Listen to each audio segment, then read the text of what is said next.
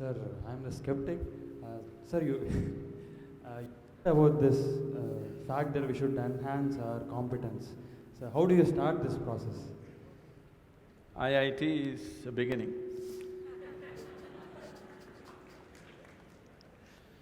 So, what are you skeptical about? You don't believe competence will work in this world, is it? Corruption is also a certain kind of competence, anyway. That was supposed to be a joke. Huh? That was supposed to be a joke. Okay, that's supposed to be a joke. So, now, how do I enhance my competence? See, let's say you want to run on the field, let's say you want to run a race, you want to run 100 meters.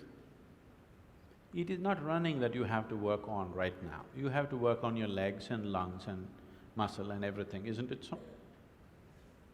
So, if you want to become a great engineer, yes, definitely an institute like this is crucial on one level. But any number of people might have come here and gone, not all of them became great engineers. Though they might have produced hundreds of great engineers, still not all of them will become, simply because of their own individual attitudes and competence and whatever else, isn't it? So, whatever the institute can do for you, it is doing. One foremost thing that you need to do is to enhance your own physical and mental capabilities. Because if you want to be a good engineer, you need a working brain. Just having a degree of engineering may be a passport to a job, but it is not a passport to success, isn't it?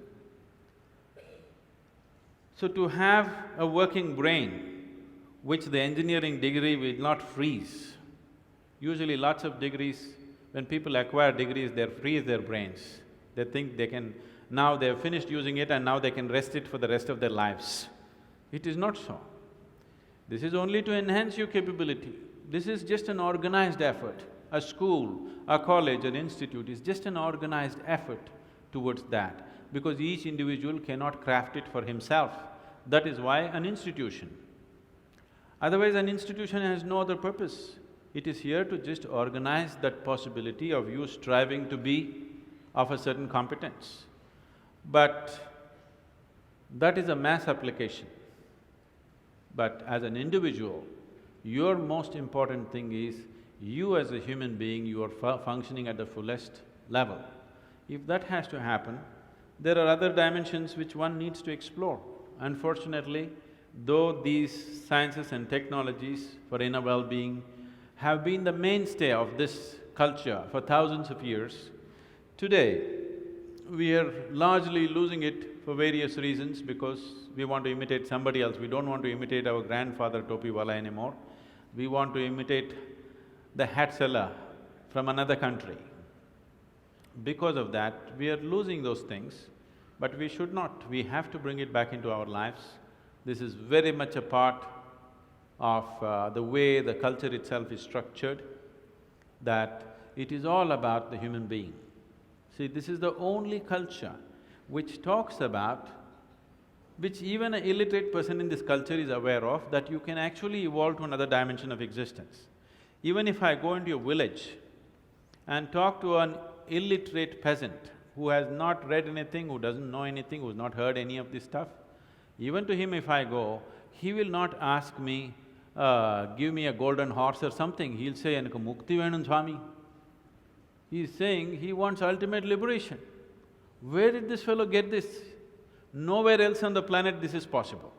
Nowhere else on this planet is it possible that an illiterate person is thinking that he can break his present dimension of existence and go to another place, whatever that place is. So, this was bred into our culture so deep, we should not lose it. It was not just the idea, there are technologies to become free. If you became free from the process of your body and the process of your mind, if you can sit outside of it and work it, you would work it brilliantly, do you understand? You would be able to use this body and use this mind only when you are able to not treat it as myself. These are powerful instruments in your life. These instruments can be employed the way you want it. only when you have an outside access to it. Right now, you are a phenomenal computer, but you don't know where the keyboard is. When you can't think, you scratch this spot, that's not where it is. Do you see people, when they cannot think, they're thinking hard, they scratch here? It doesn't work like that. There are proper steps that one can take. It could be offered here if everybody is willing for that.